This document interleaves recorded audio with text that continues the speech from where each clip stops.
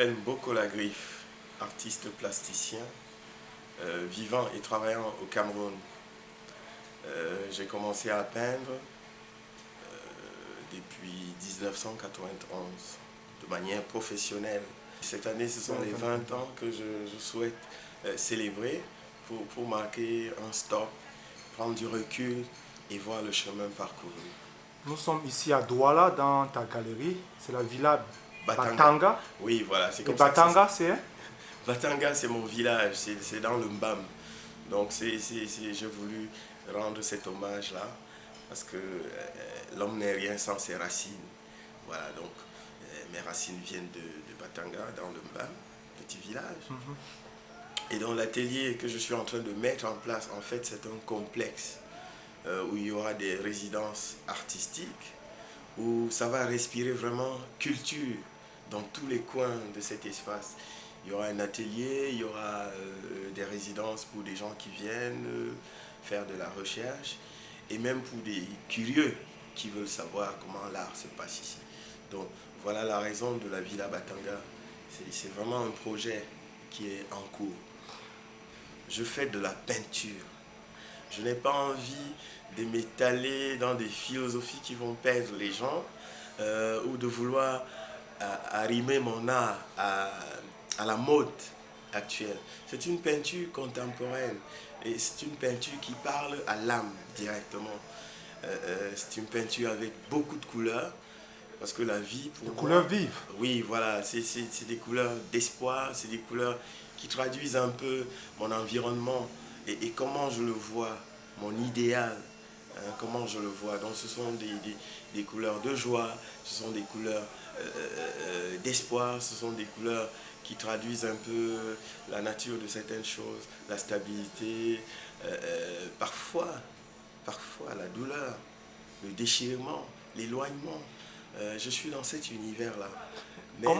Comment expliquer que justement, tout le monde dit que l'Afrique se porte mal et vous venez avec un art qui est jovial, oui, plein de vie? Effectivement, parce que... C'est pas paradoxal, ça? Non, non, non, c'est pas paradoxal, au contraire. Je pense que l'Afrique telle qu'elle a été peinte par les Occidentaux, c'est une peinture qui n'est pas tout à fait vraie. D'accord? Les Africains sont capables de joie, ce sont des gens qui ont toujours apporté la joie dans le monde. Et quand je parle de joie, il ne faudrait pas associer ça forcément au tam-tam, aux fêtes de village. Il y a une pensée philosophique. Hein? Il y a une attitude intellectuelle très élevée, hein, qui nous caractérise, nous les Africains. Alors dans ma peinture, j'essaye d'élever l'âme de l'homme.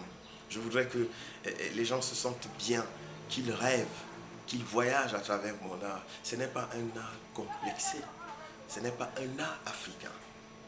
C'est tout simplement un art universel qui accepte, qui peut recevoir et qui peut en même temps donner. Voilà. C'est ça tout le résumé de l'art de Mboko.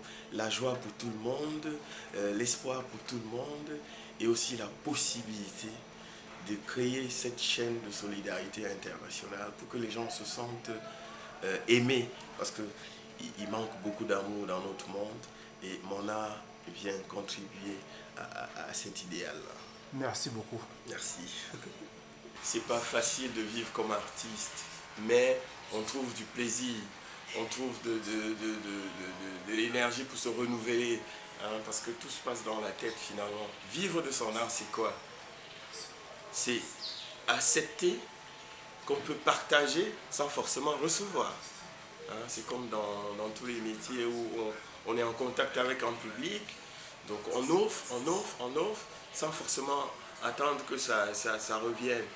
Mais si un jour ça peut payer, tant mieux.